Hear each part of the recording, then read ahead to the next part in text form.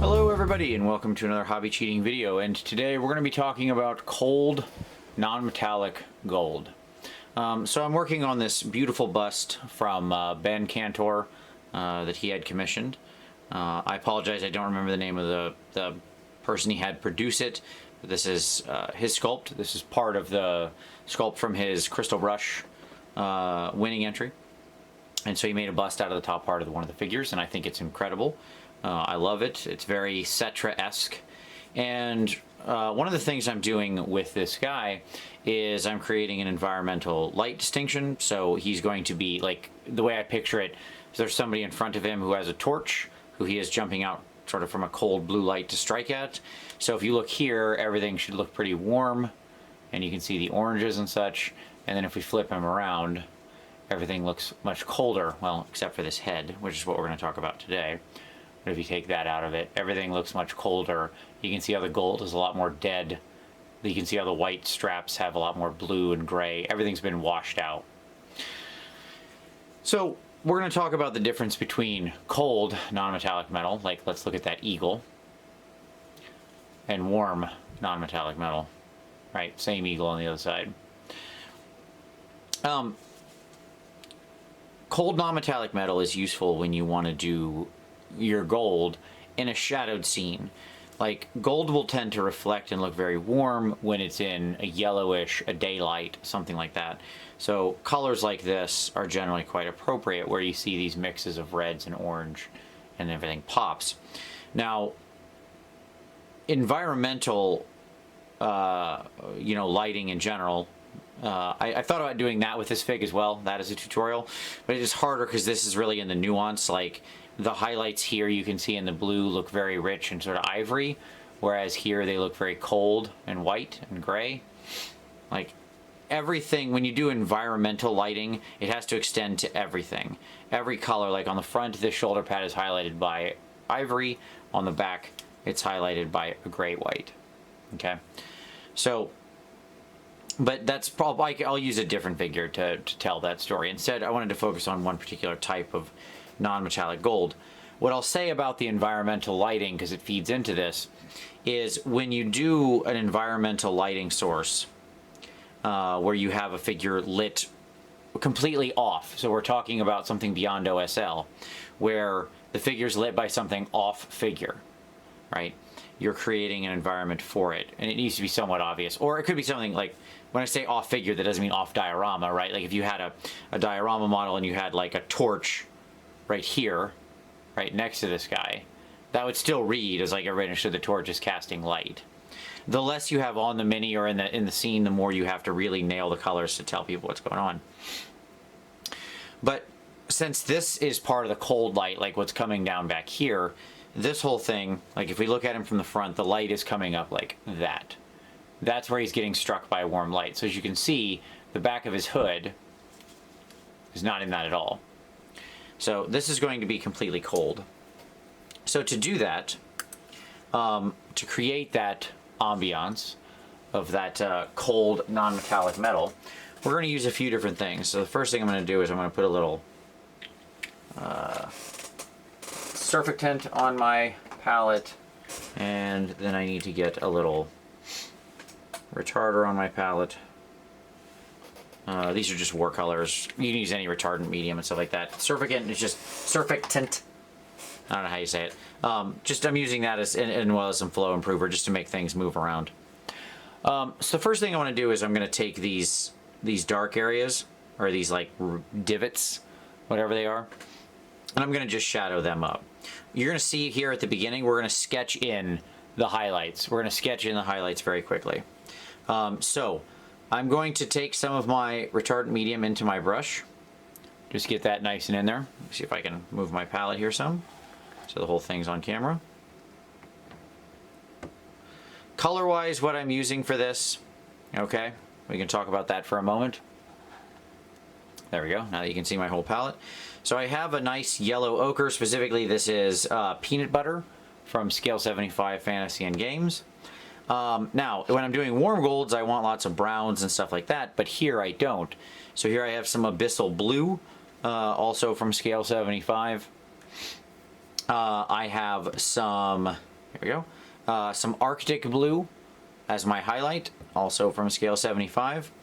And then I have just some dead white. I don't know, that's actually right over here. Okay, so there's my Arctic blue up there. So what I'm going to do, figure out I can put this guy on camera to paint him without being in my palette. And where that silly sword isn't blocking, that's the problem. That thing's real big, and I don't want it to cover up what I'm doing. Okay, that looks good. All right, so what we're going to do is, the key with the yellow is that, I'll move him back while I'm mixing this up. I have some retardant medium in my brush, as I mentioned. Put in a little more. Get some of that ochre up there. Pull in some flow improver, just a little bit, to get that flowing. And then I've got this Arctic blue over here, so I'm going to pull some of that up. Again, mix some of that retardant medium with it, just a little bit of flow improver. Okay. Wipe off my brush. Then I'm going to get a little bit of this Arctic blue, bring it up here. I'm creating my working area so my original paints stay pure, as it were. Pull in some retardant medium into that. Tiny drop of flow improver, tiny drop of surfactant so that stays whole and flows around. Probably need a little more paint on that one. Okay, great. So now what we're going to do is we're going to sketch some stuff in.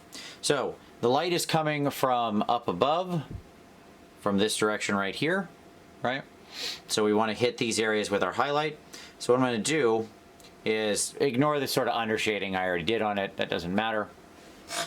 What we're going to do is we are going to start by just sketching in our highest light.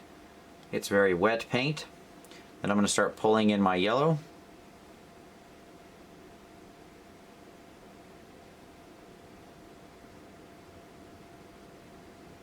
And it's thin, and I'm just mixing it all together. It has a lot of retardant medium in it, and that means it's not drying. So now I'm going to take this blue and run it down here.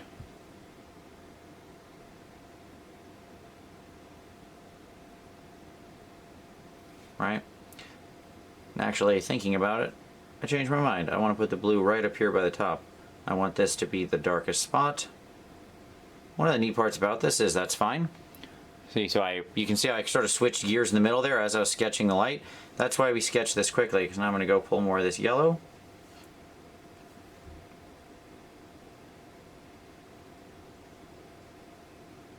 Blend it in there for a reflected light. It'll turn kind of green, that's fine. We can fix all that.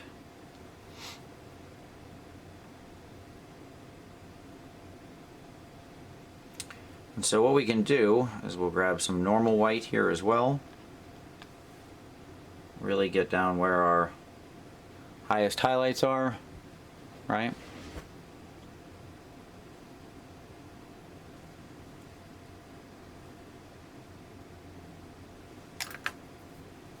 Let's turn those cold again. Like literally I'm just sketching this out, seeing what I like. All the paint is very wet, so it just smoothly blends together because I have all that retardant medium and flow aid blocked into it. So let's go ahead and bring this cold here again.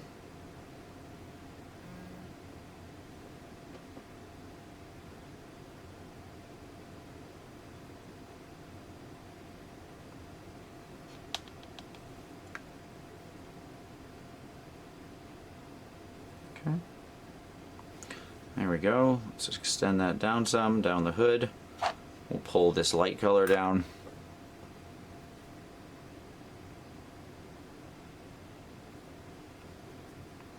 And then let's grab a little more of that yellow. Let's pull it over here and actually mix it with just a hair of that blue. Need some more yellow. There we go. By mixing in the blue to that yellow, that because neither of them are very pure, I don't get a green. I get a shadowed yellow. Right, I get this green tinted ochre color.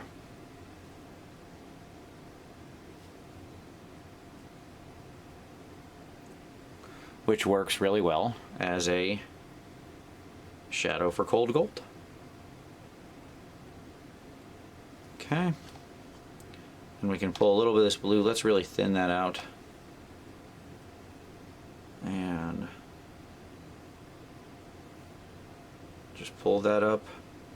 If you remember when I talked about wet blending in a previous video, if you watched that one, that's what I'm doing here because all this paint is very wet. And I'm just smoothing it all together. Nice and simple. I'm not worrying about being accurate. I'm not worrying about being precise. I'm worried about getting my blend down to create that light, because when he sits like this, I want this to be the ridge line, right? And then in thinking about that, I want to push my white. Like you can, the nice part about painting like this is I wasn't sure exactly how I wanted the reflections to work perfectly. I needed to see the light in a rough sketch of how it looked before I started making big decisions. So one of the nice parts about painting like this, I'm just using some crap brush, some crap synthetic brush, right? And by keeping this retardant medium in there, by keeping the flow aid so it doesn't bunch up, the paint just wicks real nicely off still.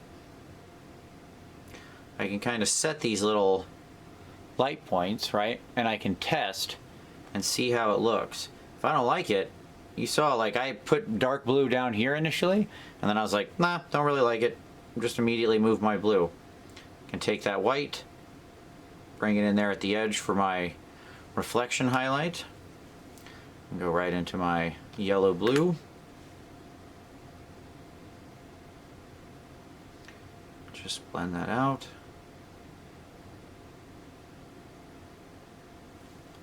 We can go into our darker one, put a little of that in there.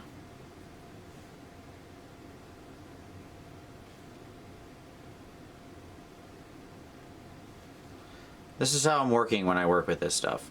Like, because again, this color combination is very strange. So what I want to really impress upon you is that why would you ever take a long time being careful with a base coat? Because then you're going to have to come back in and do all this stuff. And if you don't like it, if you're doing something unusual like this, it can be hard to blend colors together. I have all sorts of blends here that look pretty nice and smooth, I mean roughly, without doing any work. Because I did them all as part of when I was painting. Okay? So now I have that nice reflection established. Looking at it, feels like we need to pull this side down a little bit. So let's see, we want to pull what's in there. Probably a little bit of shadow over there on the side. You just got to think about how the light would work. So that would be a little more shadowed. And then this would be the most in shadowed. Okay, so right?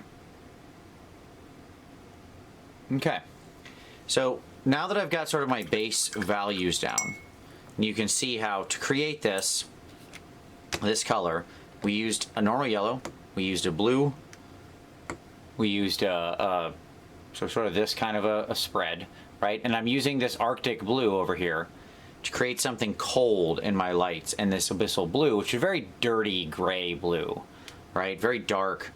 You don't have to use these exact colors. Any sort of like dark blue, gray will work. I didn't want a pure blue, because if I mixed a pure blue into this yellow, what's going to happen? I'm going to get green, right? And I don't want that.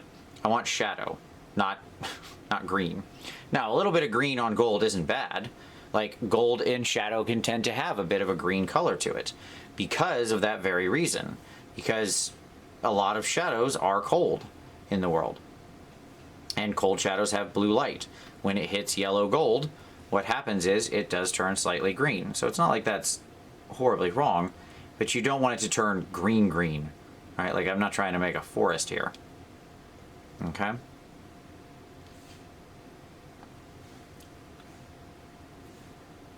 So now I just kind of push this around a little until I find what I like.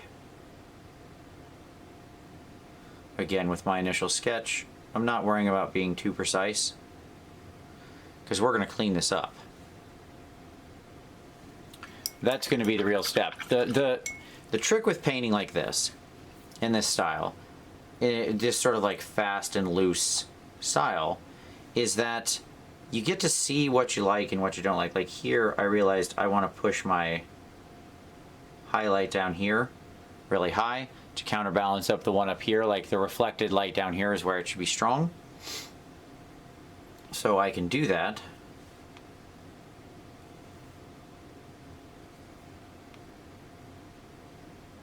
And then in between, I just let the paint rest.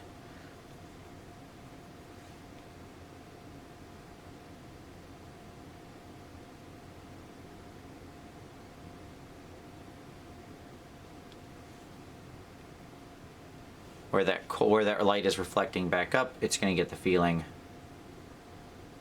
of having some light. So there we go. Now we've got a nice reflection there. Probably need to smooth out that mid a little bit.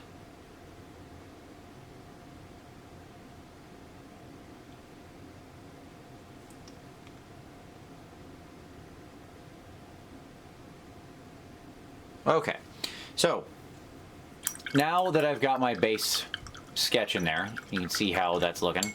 Now comes the fun part. I'm going to let this rest completely. What I'm going to do is in these ridges, like one of the keys to non-metallic gold in general is the devil's in the details and the reflections. So I need to let this rest and completely dry. I want this to really set, okay? And while it's doing that, these like ridges in his helmet, I'm going to darken each of those in. So you can see how in the ridges like around here, like the recesses are really dark, right? That's, now if they're big enough, I create a little shadow of a light in there. But for the most part, where they're recessed, you can see along his arm here, I just mostly darken them down. And I want to do that because that's going to let me create edge lights all around here that are going to sell this reflection. So I'm going to pause right here. When I come back, I'm going to have these filled in because that's not really part of the trick. It's just me actually putting some base coat in. By doing this quick, the key that I wanted to impress upon you is you can play with your initial paints and try to set your values. This is very useful when doing non-metallic metal, especially on a big surface. If you try to paint in the traditional style of like, I will apply a base coat, now I will apply a layer as a highlight, now I will apply a layer as a shadow, and so on and so forth. When you're doing something like NMM across a broad space, it's really hard because you have all these transitions that you need to smooth out and understand, and like light you need to place. And it's such a finicky process that really you just want to make sure you're going down the right road. So by doing that wet blending thing, all I was doing was I grabbed a crappy brush, moved my paint to the side, and I had a little bit of flow aid and retardant medium mixed into it as I was working it, and I'm just going back and forth through the paints and then wet blending it all together, right? It doesn't need to be perfect. It needs to show me roughly where things are. This is a highlight. There's gonna be a highlight focused around this ridge. This is a reflected highlight, you know? Okay, great. This is my area of deepest shadow. Like, does all that look correct? If the answer is yes, then I know I'm going down the right road, and now I can go in and do the work to refine. Okay? So, back in a minute, and we'll do the refinement, and we'll show some of the more specific methods of non-metallic cold gold, and I'll walk you through the way I'm going to execute on that. All right, we're back. So, you can see I've filled in the ridges, and by having that nice dark contrast, you can see how much more it brings the reflection into focus, right? One of the interesting things about non-metallic metal is visual confusion and distinctions between the reflections make it look more realistic. So the more different angles you have going on, contrasting light bouncing around, the better. So the next thing we're going to do is we're going to get some of our flow aid going here. Got a little surfactant down here. And we're going to get into this basically white, and I'm going to mix it with a little bit of my Arctic gray, which is nothing more than just a very pale blue gray. And so what I want to do now is I want to start catching the reflection lines. If light is coming in like this, at this angle here, then I want to understand where my light placement is really going to bounce, right?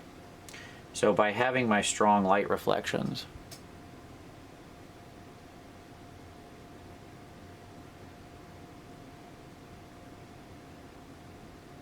along the edge, by basically like filling in this edge line and reinforcing it,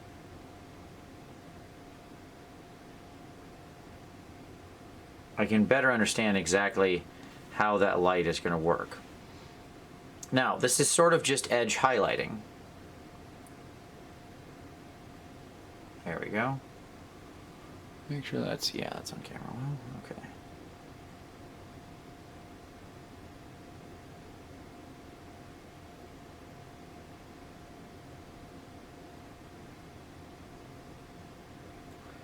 Effectively, what we're doing here is just establishing our strongest points of contrast.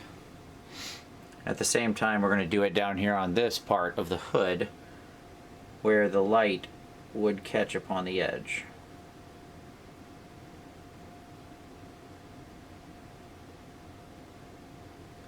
Right. I'm not worried about being super smooth here. That is to say, like, this won't be a perfectly sharp line. That's why I'm doing it at this stage. If you do it absolutely last, then you have to try to get it absolutely perfect, and it's really hard. Even with flow aid, even with everything going in your favor, it's still really hard to make a perfect line. By doing it at this stage, I can be a little thicker with it, and then correct it back out later. Now, when you put sources of light next to sources of dark, that's where you see the strongest contrast. So right up here in this area of the hood, where there's a deep shadow, I want to make sure I trace my edge lines, get nice, sharp lines. Again, if I was doing this last, this would actually be kind of tough because I'd have to worry about hitting other things. I'd have to worry about overwriting the work I did. However, here, because we're doing it in the middle, if the line is a little thicker than I want, who cares? Okay? Because I'm going to correct it back out later.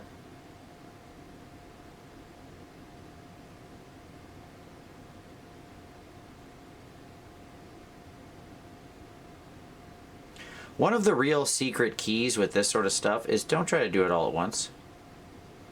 Like, I think people have this fear, this thought, that like, I need to paint everything in this one stroke. Like, this needs to be the time I touch this area of the model. Don't do that. Like, in general, be okay with coming back and touching the model multiple times in certain places where it's apropos.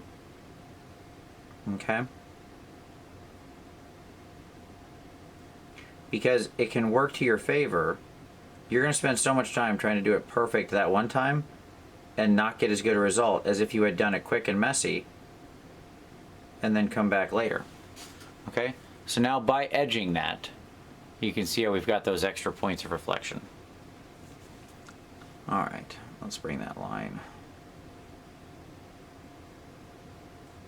all the way down here in that area. Okay. Now we're getting somewhere. Starting to look like a little bit like metal. Still a little bit too much white, but that's okay. Like up here is still a little too bright. We don't probably want the reflection to be that broad. So what we're going to do now is now we move on to some glazing stages to fix this all out, right? Doing that initial wet blend is great because it gives us a lot of the value, but we need to make sure it's smooth. So to do that, the first thing I'm going to do is actually take a little bit of my Arctic blue. We're going to mix it in with just a little retardant medium more here. And at this point, right here on the back of the head, right here, there we go.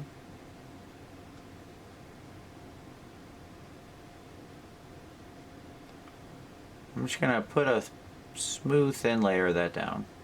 Same with down here on the back where my reflected highlight is. I'm going to effectively extend it farther than I want it.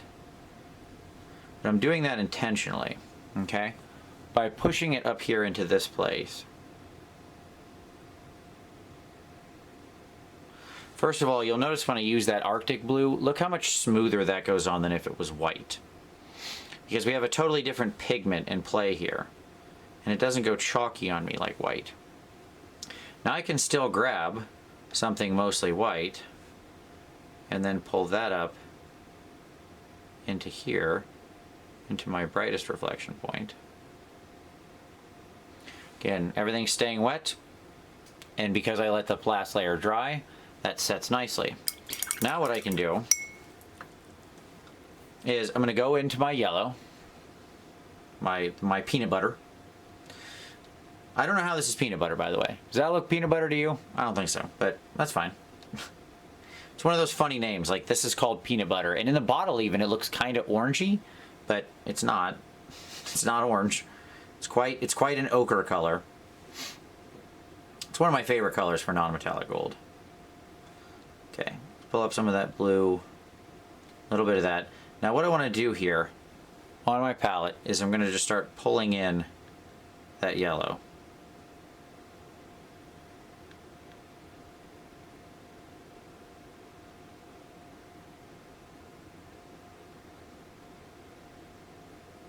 Okay. And then on the model, it's very light glazes, and so I can test and see how I like that. Is it too yellow? Is it too blue? Is it too sort of green?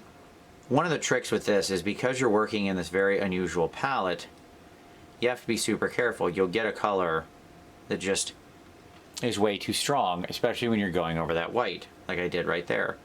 But because it's all still wet, and because it has a lot of retardant and flow aid in it, I can just go in, clean my brush, and smooth it out. I can then go to the darker color, pull in a little more. And again, in these super thin glazes, I can pull the shadows. I can pull the shadows down. Right? And what I can do is I can smooth that out and slowly create this sort of cold fade into the gray-white that I actually want to achieve. So like right along here,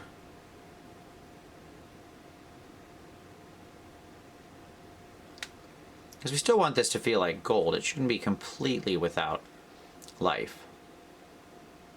Here in my recess shadow, where it shouldn't be as strong, like the highlight on your recess shadow should not be as strong as the highlight on your main highlight. This is reflected light, right? So your reflected shadow should be, or your reflected highlight should be weaker than your primary highlight. But now literally, like the name of the game now, folks, is just glazes. It's me working these glazes back and forth, playing in this color tone, going to just some straight blue and bringing it up. And what I'm also doing is, when I see I have an edge that's too thick, I'm pushing that right up to it. So what I get is a nice thin line. Okay? And I can effectively, if I was a little too thick with my edge highlight, I can just back it out right like that, and then I get this razor thin line because it's easier to paint on this much broader space than it is to draw that sharp thin line.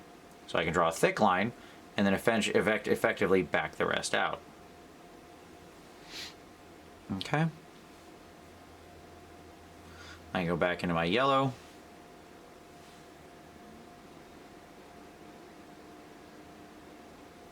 And I can bring some of that down. The more I sort of do these thin glazes, the more realistic the effect becomes, because the more visual information is packed in there, the smoother it looks, because every time I do one of these glazes, I'm not exactly covering the same amount of space.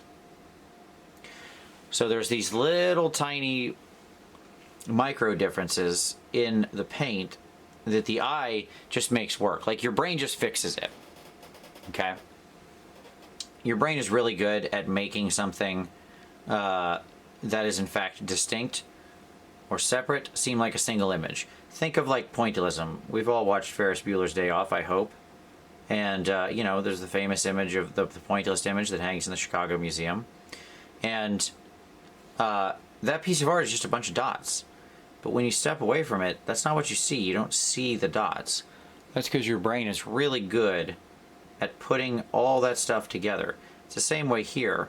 All this different visual information, if I have a bunch of different, very thin, transparent layers stacked over top of each other, your brain just kind of does the work for you. It smooths them out. Have you ever looked at like a miniature somebody shared on Twitter and thought, like, especially non-metallic metal is where this will happen a lot. Somebody shares something that's non-metallic metal and you look at it and go, wow, that non-metallic metal looks really good. Man, they're great at that. And then you zoom in on it and you're like, wow, those blends are really rough. How did I not see that?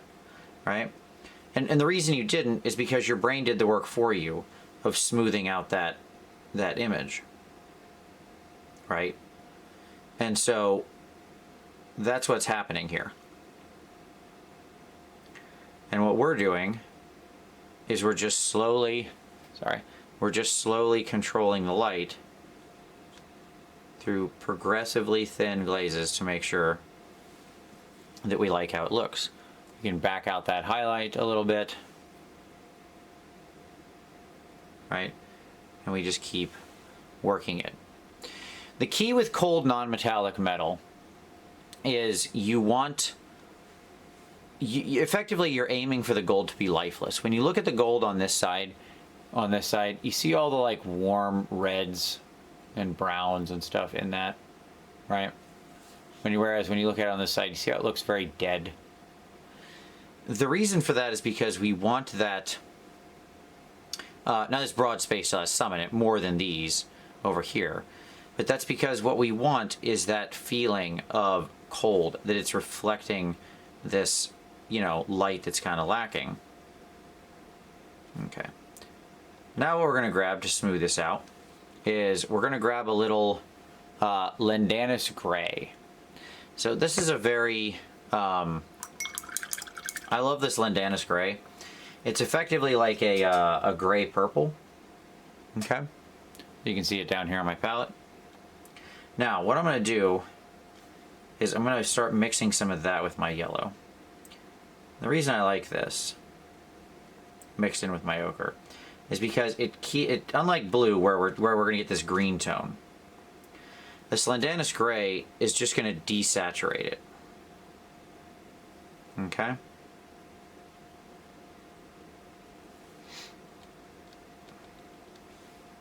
It effectively is just a really, really it desaturates the yellow out.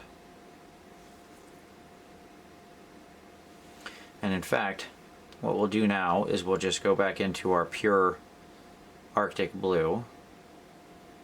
And like down here in this reflected light, I really want this to be pretty strong. Every so often, by the way, I'm just dipping my brush back into the retardant medium, kind of keeping some of that in there.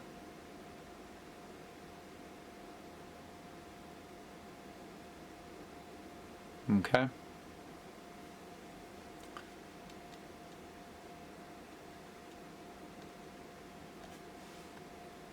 Just so I keep this paint wet.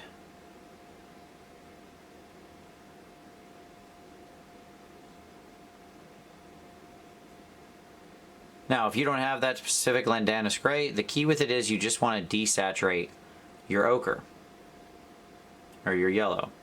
You can do that by adding any sort of mid-tone gray to it very lightly. I like this one because I like what the purple tone ends up doing to it. Okay.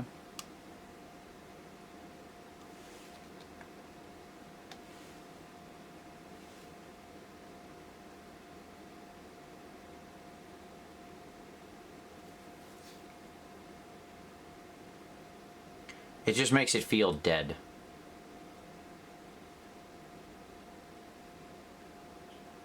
And that's what we really want. We want that sort of very dead feeling, right? Okay.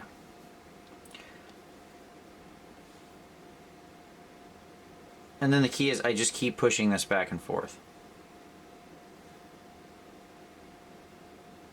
So I go into my white.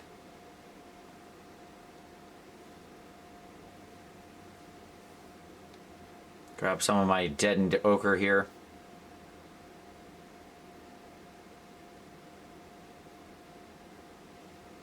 Go into my Arctic blue. And I'm just working it back and forth, right?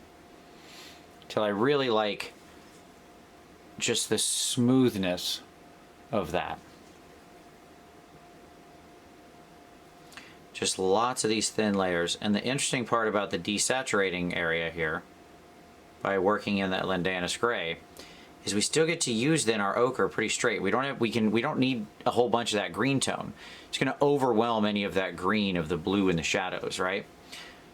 Because we put that yellow back over top, it starts winning again. But when we do it, we still get the benefit of that yellow looking so very lifeless. Which again is what we want when we have this sort of situation. Now I can also take, so I'll mix a little more of this, a little more Landanus gray. I can take that, bring it up here. Sorry, off camera. I can bring it up here. And then I can bring some of my white, or my Arctic blue, and I can even chart out some of my highlights with that. Right, this one didn't go up quite high enough. I want to extend that all the way, and then I can simply pull the rest of the paint down, leave it in the brush, and start smoothing it out.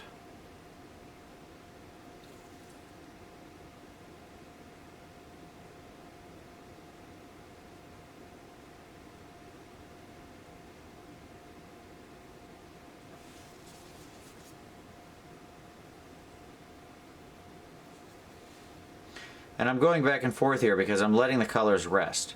When you're working in thin glazes, you often need to let the colors rest and really dry in between, so you can see exactly how bright or how dull things dry. One of the interesting things about this is that colors are going to kind of fade and change as you play with this. You know, a glossy wet color isn't going to look the same as a dry color. So you need to let those things rest to really get the impression of what they're going to look like.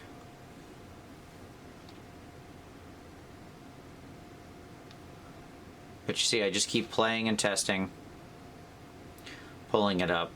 I know that people in tutorials often like it when I can say, step 1, do this, step 2, do this. One of the tricks with a lot of this type of like very broad, flat, non-metallic metal is to break yourself of the habit of step 1, step 2, step 3. And to try to be more of like, well, let me try this, and I'll push this color up. Now, how does that make it look? Okay, now I'll push this color up. How does that make it look? And you work back and forth. Now,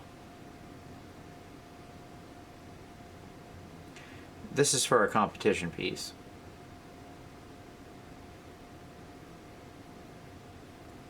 So we're going all the way on it, right? If I was going to be which first of all, I tend to only do non-metallic metal on competition or display pieces anyways, just because I don't like the look of it as much on an army, because I know that the viewing angle of this will be held roughly stable. Because I know that the viewing angle of, that's an ironic statement to make while I was slightly off camera, because I know that the viewing angle of this will be held roughly stable, and it will be photographed and stuff. I can do this without fear of like, okay, well, what's that going to actually turn into, right?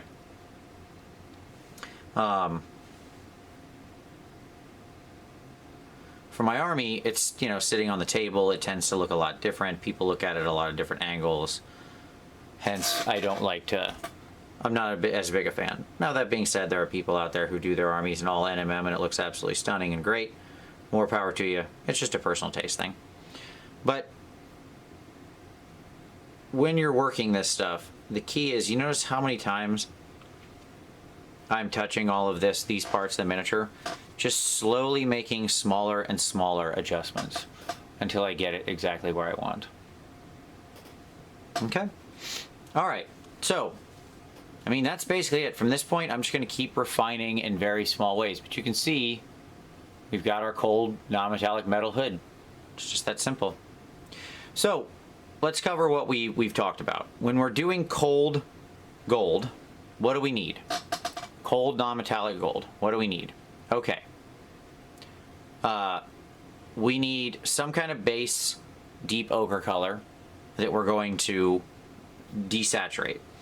I'm going to desaturate it in two different ways. My shadow for cold is going to be some kind of very dark gray, black, blue. I don't want a true blue. True blue will turn it green. Don't do it. I want my highlight to have some blue in it. This is a white, gray, blue. That's perfectly fine. I need something to then desaturate the ochre directly. Some kind of gray. I like this one because it has a little bit of purple in it. You can use whatever you want, any gray. When we start, we sketch out our highlights and our lowlights to see where they're going to be, where our light versus our reflected light is going to be. Light's coming in. By the way, this is reflected light because he's actually wearing this thing. He has a little hoodie on. He has this thing on his back. So like light's going to come in, hit, bounce off this thing and hit here. That's why. So we want to sketch out where our light and reflected light's going to be. And then we want to go ahead and refine it out. And all I was doing to do that was making sure my edges are established. Those lines are clear. And then after that, it's just smoothing it. And I'm taking and building my highlight and then working it back out with these thin repeated glazes. And by working things like your gray into your ochre, what you get is this nice dead yellow, much less rich in tone than, say, the stuff that's up here, right? Where it has a lot of red and orange, because back here I want it to be cold and greenish dead. So there you go. I hope that's helpful. I know that that's there's a lot of different ways that I interacted with it there. You could apply this in a more straight technique too. It's just the sort of way I'm working here. But I do hope that was helpful for you and got you thinking about how you can play with the standard gold color of non-metallic metal, that ochre yellow that is the standard, the standard gold. And you can mix different paints into it, from blues to grays, right? To even like slight purples and stuff like that, to achieve these different tones and atmospheric temperatures in the gold. Your highlights, when you push them into blue, white, gray, you get these really interesting effects of how the eye perceives them. So there you go. Hope you enjoyed that. I hope that was useful to you. If you've got any questions about this, feel free to drop it down in the comments. I'm always happy to answer. I know this one's a little tricky because a lot of it's in the nuance, but I am happy to help all the time, so feel free to ask any questions. Give it a like if you liked it. Subscribe for additional hobby cheating in the future. But as always, I appreciate you watching this one very much, and we'll see you next time.